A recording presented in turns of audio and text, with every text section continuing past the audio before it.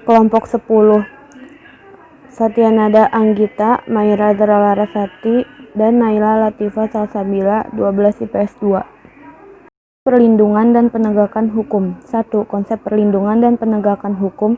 2. Pentingnya perlindungan dan penegakan hukum. 3. Akibat tidak ada perlindungan dan penegakan hukum.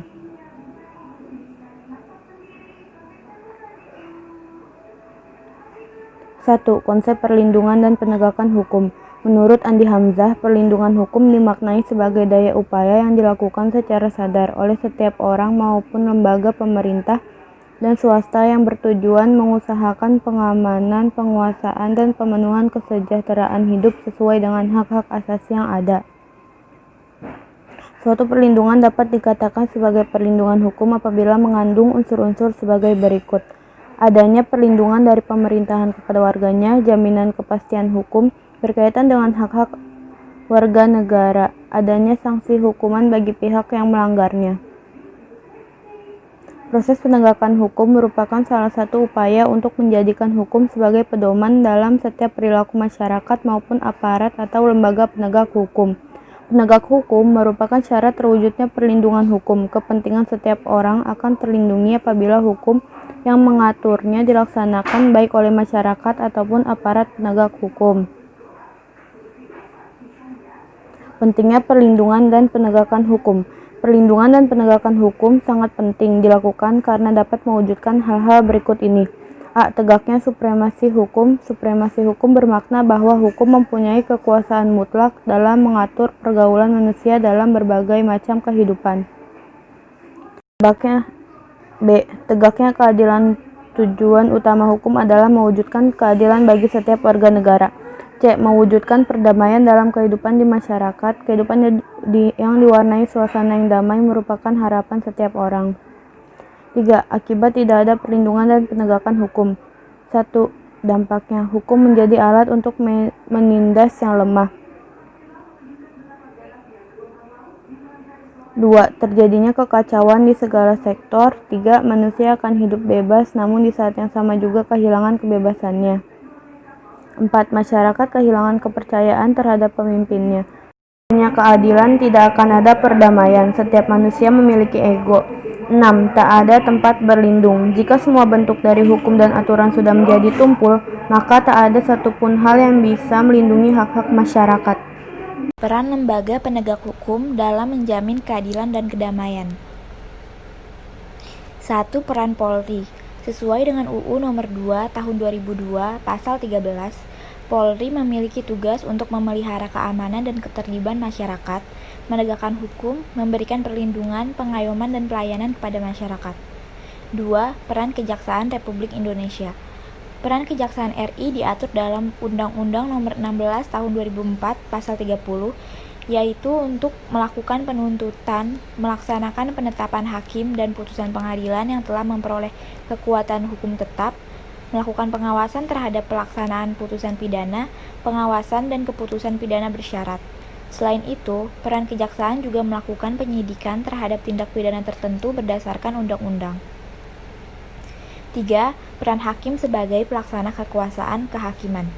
Peran hakim dalam perlindungan dan penegakan hukum adalah menerima, memeriksa, dan memutuskan perkara hukum berdasarkan asas bebas, jujur, dan tidak memihak dalam sidang sesuai ketentuan perundang-undangan.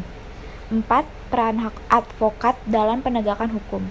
Peran advokat atau pengacara dalam perlindungan dan penegakan hukum adalah memberi bantuan hukum kepada subjek hukum seperti membuat dan mengajukan gugatan, jawaban, tangkisan, sangkalan, dan mendesak segera disidangkan atau diputuskan perkaranya, dan sebagainya. 5. Peran KPK. Peran KPK dalam perlindungan dan penegakan hukum antara lain melakukan pemberantasan tindak pidana korupsi, melakukan penyelidikan, penyidikan, dan penuntutan terhadap tindak pidana korupsi. Selain itu, melakukan pencegahan terhadap tindak pidana. C. Dinamika pelanggaran hukum. 1. Berbagai kasus pelanggaran hukum. 2. Macam-macam sanksi atas pelanggaran hukum. 3. Partisipasi dalam perlindungan dan penegakan hukum. Berbagai kasus pelanggaran hukum. Pelanggaran hukum disebut juga perbuatan melawan hukum, yaitu tindakan seseorang yang tidak sesuai atau bertentangan dengan aturan-aturan yang berlaku. Dengan kata lain, pelanggaran hukum merupakan pengingkaran terhadap kewajiban-kewajiban yang telah ditetapkan oleh peraturan atau hukum yang berlaku. Pelanggaran hukum merupakan bentuk ketidakpatuhan terhadap hukum. Ketidakpatuhan terhadap hukum dapat disebabkan oleh dua hal, yaitu A. Pelanggar hukum oleh si pelanggar sudah dianggap sebagai kebiasaan. B. Hukum yang berlaku sudah tidak sesuai lagi dengan tuntutan kehidupan.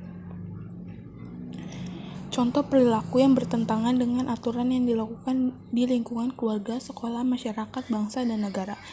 Dalam lingkungan keluarga, yaitu mengabaikan perintah orang tua.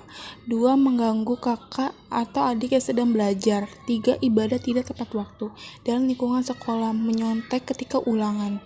2. Datang ke sekolah terlambat. 3. Bolos mengikuti pelajaran. Dalam lingkungan masyarakat, mangkir dari tugas ronda malam.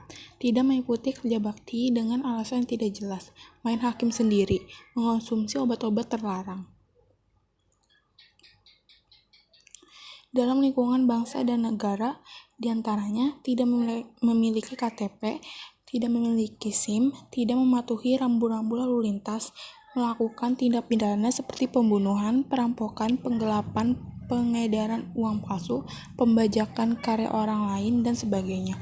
Pelanggaran terhadap satu ketuntutan hukum pada hakikatnya merupakan pelanggaran terhadap 1. Aturan agama, 2. Dasar negara, 3. Konstitusi negara, 4. Norma-norma di sosial lainnya.